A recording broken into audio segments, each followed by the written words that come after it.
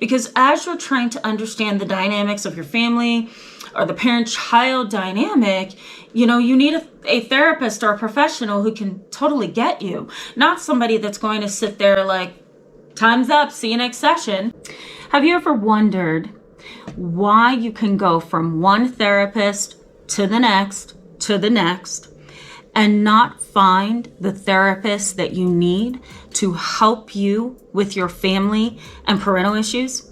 Have you ever wondered why every therapist tends to hold a different level of authority? They seem to hold a certain level of prestige.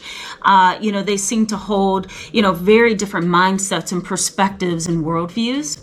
Well, in today's video, I'm going to talk about many ways that psychology has failed the family system in some ways and has also failed you on an individual level in terms of helping you to understand your family, navigate the relational challenges and dynamics there, and then really develop the practical and realistic skills of, working through the family dynamics and challenges within your family. I love my field, and I want to make sure that I put this out there because I'm very passionate about working with people. I love working with families and children, and a lot of my clients and we have a really, I would say, a really firm foundation in terms of a relationship. The rapport is built on day one, and I continue to rebuild it over time. That's what gives me a great relationship with them, and that's the power of healing. So I love my field. I don't want you to take it the wrong way when I say the field has failed you, but the reality is that the field really can fail you, and there are some ways that I'm sure you've experienced that failure in a family-oriented way or even in a personal way. Maybe you went to family therapy and that family therapist just couldn't get the dynamics. Maybe you went to family therapy or you went to therapy with your parent and your parent's so narcissistic and sociopathic that the therapist missed the whole thing. It all can happen. And so in today's video, I'm going to highlight some potential reasons why, this can be a really tough area. But before we jump in, let me briefly introduce myself to those who are new. My name is Tamara. I'm an internationally and board certified trauma therapist and also licensed in mental health. And I specialize in treating children, teens, and families, as well as adults who are dealing with trauma. Let's jump in. So I did a poll a couple of weeks ago, or maybe a couple days ago. I cannot remember. Here it is right here. And a lot of you voted for the topic of ways that psychology has failed you. Because this is a channel about the relational aspects of parents and families, I'm really going to centralize this topic around that, and I'm not going to go broad. I might decide to do a video at some point on how psychology has failed you in an overall sense, but for today's video, I'm going to just be talking about in regards to families and parents. So let's just jump right into this, okay? So let me give you a little bit of background on me just briefly. I've been in the field of psychology for 14 years. I've worked in a variety of capacities, and my mom, she'll say to me sometimes, where haven't you worked, Tamara? I've been in schools and hospitals, residential centers, community centers, teletherapy. I've worked for various companies, school districts, all of it, and my experience over the past 14 years has been, that a lot of clients, a lot of families are really suffering trying to understand the dynamics of their family.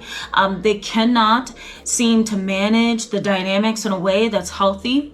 Oftentimes, a child who is brought into this world with absolutely no mental health problems develops those mental health problems over time, maybe because of living under or trying to survive under a narcissistic or sociopathic parent.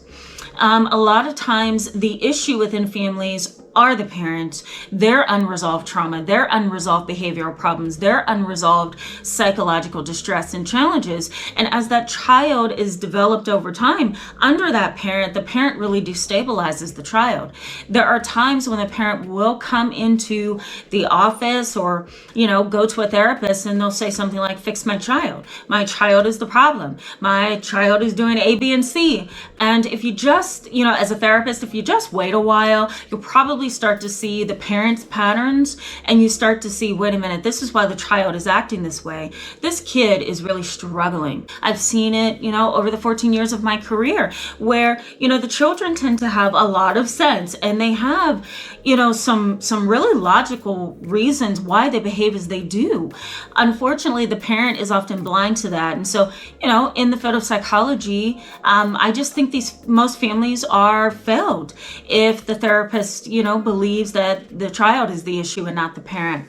Parents are wonderful when they are wonderful, they're healthy, and parents who really love their children and want to put their children first is wonderful. But if you have a narcissistic or sociopathic parent, it's really difficult to grow up under someone like that and not be, affected psychologically and emotionally. At some point, you're probably going to experience depression, anxiety, really poor communication dynamics. You're probably going to be resentful and angry. There's a lot of things that you're going to experience if you have parents who are unhealthy. Sadly, just because you want a therapist, or the person has a degree, or the person has a license or certifications, doesn't mean that they're going to be able to help you. And I know a lot of you are probably nodding like, yes, that's so true. I've been there, because it's the reality, right? I've done a lot of videos on this channel in the past about unethical therapists, about complicated psychotherapy, the list goes on, because as you're trying to understand the dynamics of your family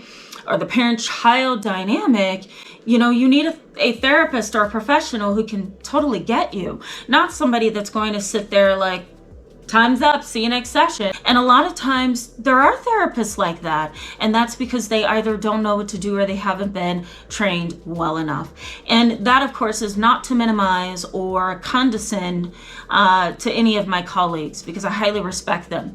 But I respect the ones who really are doing their best at this job, and unfortunately, sometimes they're not. If you want to learn a little bit more about unethical therapists, go ahead right here, hit the cards, check out that video. So let's jump into a few things that you may feel a therapist has failed you on in terms of helping you understand your family or just the field of psychology. Okay.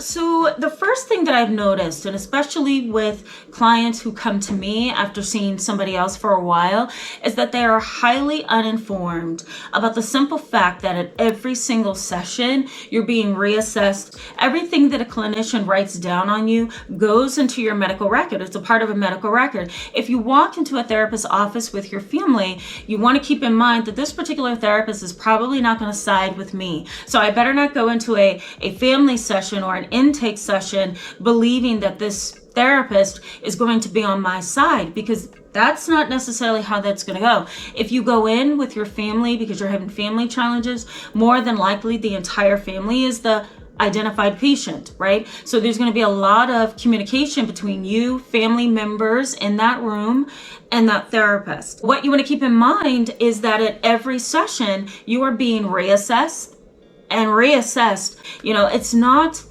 diagnosing is not one click of a button or one signature on a treatment plan or a set of goals or, a signature in your record that's going to stay there like that for eternity.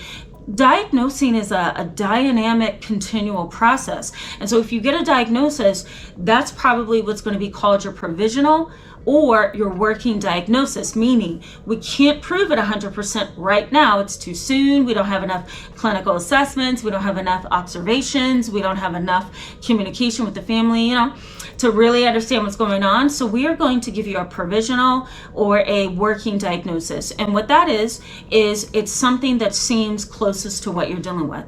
So instead of categorizing you as, yep, you're depressed, severe, we don't do that, right? Because that may not be the case. So what we do is we say, you know what? We're going to put this here in your record, and then we're going to continue to observe. We're going to continue to talk. We're going to continue to go along, set some treatment goals, and over time, and maybe over multiple sessions, I will reassess you, and then we'll get to a complete diagnosis. So that's one way. Now, how has this failed people? Well, I think that diagnosing is not clear for certain people. And if you are struggling with your mood, if you're struggling with PTSD, if you're struggling with anxiety because of your family, you really need to know what your diagnosis is. What is your clinician, your therapist, your psychotherapist psychotherapist really thinking is your particular problem or your issue or your challenge. So you need to be able to know what's going on with me because of my family. Do I have unresolved PTSD? Do I have acute stress disorder? Do I have adjustment disorder? What's going on with me? The failure comes in when the psychotherapist doesn't make it known to you what they are thinking. You have to know what is going on in the mind of your psychotherapist. And, I think it's okay to respectfully say, what do you think I'm dealing with right now? And that's humble. And if you were my client and you asked me that, I'd be happy to tell you. The next thing is, there's no real way to measure whether that psychotherapist is trained in family dynamics or not. They can tell you that they are trained, but is that enough? There's no way for you to go online and say, how many years has this individual, been in this profession? You're going to have to ask that person, and let's hope that they are ethical enough to tell you the truth. The next thing is, not every therapist wants to be in the field, and that's the sad part of this, right? There's some people who go to graduate school and they go to school, with this high hope that I'm going to graduate and save the world. And unfortunately, graduate programs do not prepare them for reality, which is that there's not always healing. Families and parent-child issues are complicated.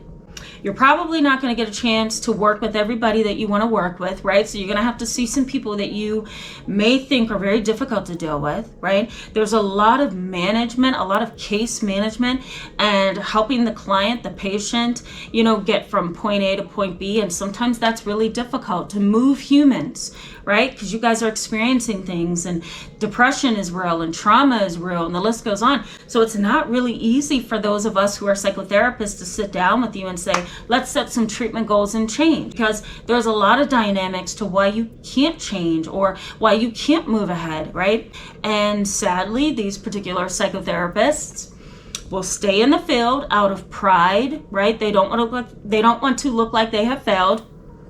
They also don't want to look like they can't help. They like the coworkers that they are with, so they stay in the field for that reason. Or they don't want to have graduated and spent so much time on a field that they really aren't that good in. So I'm highlighting this not as a way to minimize my colleagues who are new in the field, but as a way to say that not every therapist is passionate about their job. And so if that's the case, and if you sense that, you probably want to check out another therapist. Family dynamics and parent-child relationships are complicated, and if your adult child of an emotionally detached or unhealthy or narcissistic or sociopathic family member or parent, right, then you need a professional who's really good at what they do to understand what's going on. The other thing is that research tends to really be centralized around the individual. It's not centralized around families and parents and children as much as it needs to be. And I found myself kind of, bumping up against a brick wall for many years as a new therapist because I couldn't find narcissism for families. I couldn't find sociopathy in families. I couldn't find, what's the other thing I talk about on the channel, guys? Intergenerational trauma. I couldn't find how that affects the family. So I had to actually get as much experience in the trenches as I could. And I had to get a lot of trainings. I had to connect with people in my field who understand this a whole lot better than me and really grow. And so I got up under that. But unfortunately, we lack research on family dynamics. We lack research on intergenerational trauma. We lack information on narcissistic parents, sociopathic parents. A little bit of it is coming out little by little, but it's really sparse. And it's rare research. So if you are struggling with family dynamics or you feel like your parent has caused PTSD in your life, don't be surprised if you call a clinic and they're like, I'm sorry, we don't handle those kind of issues. The other thing is spirituality. within the family system or between the adult parent and the adult child, that's not researched enough either. And a lot of therapists don't even pay attention to that. It's important to understand how the adult child under an unhealthy parent is viewing their life. There's a lot of suicidal ideation that can happen, or suicidal thoughts. There's a lot of philosophical questioning about the meaning and purpose of your existence in the world. If you've been dealt a difficult hand within your family or with your parent, you may have some existential questions about why your parent treats you the way that they do, even as you are an adult. You may have some questions that, centers around, why God would give you this kind of a life. There's a lot of grief and loss as well that comes out of having parents who are narcissists and sociopaths, right? And family members who are detrimental to your health. You can grieve that loss. Some psychotherapists are not trained to identify those existential issues. I talk a lot about those existential issues right up here in this video. If you want to go check that out. That's not to say that it doesn't exist. That's just to say, do not be surprised if you can't find anybody in your local area. Family dynamics are complex and complicated in terms of really identifying roles, and a lot of psychotherapists aren't really aware of those roles. I talk a lot on this channel about the triangulator, the person in the family who creates triangles and drama and pits people against each other. There's a lot of roles that you may be playing or you may switch in and out of. I talk a lot about that on this channel. Go ahead and check this video out if you want to. That there's not a lot of research on these particular family roles right here on this screen. There's some information online that you can pull up, but there isn't a ton. And so you may find yourself Googling things and nothing's really coming up. You may find yourself reaching for a therapist in your area that doesn't really have a clear understanding of those roles. How do these family roles impact you as the adult child of the narcissistic parent, of the sociopathic parent, right? Even having the conversation of, with your therapist, is my parent a psychopath, right? That's a difficult conversation to have, as a lot of people, don't have the research, and a lot of therapists don't understand it that well. Personal and professional experience doesn't always match up. So an example of this would be you may go to a therapist who has had very little professional experience of jealous parents, dominating parents, psychopathic parents, sociopathic parents, narcissistic parents, right? Substance abusing parents that caused you PTSD. You may go to a therapist that doesn't really have experience in that area, but then the psychotherapist also doesn't have personal experience in the area. So then you have a situation where they're missing two very important pieces of the puzzle. Now, a professional, and I'm going to highlight this, does not need to have personal experience to be able to relate to you. It's a good addition to the puzzle, but it's not needed. I think, I want to be very careful in making that statement, because I don't want you to think, okay, if you don't have personal experience, then you can't relate to me. There's a lot of providers that do not have your personal experience, but they can relate. At the emotional level. So the personal piece is not always needed. It's just a plus if you have a psychotherapist who has both personal and professional experience at the same time. You know what I mean? And sometimes, if your provider only has personal experience and no professional experience, that's an unethical situation just waiting to happen, right? Because they could get pulled in and really start to trample over boundaries if they're not careful with you, because they feel so interconnected, and yet they don't know how to navigate it professionally. So it can get pretty complicated, I'm going to end this video by saying I love the field of psychology, and I appreciate all of my colleagues who are in the trenches really doing their best, and really loving what they do, and they're passionate about the families and people and the individuals that they serve. But this video is highlighting some of the areas where you may be scratching your head like, why can't I find Why can't I find the treatment that I need to heal from my family trauma, to heal from the trauma my parent has caused me? What is going on? It's just figuring out which way to turn. I'm going to post some information in the description box for you so you can get started on your journey, hopefully. Thank you so much for being with me today in this really long video. Go ahead and give this video a thumbs up and hit that subscribe and bell button if you want to see more videos on this channel about parents, family, triangulators, the list goes on. I'm going to keep talking about it. I'll see you soon. Bye-bye.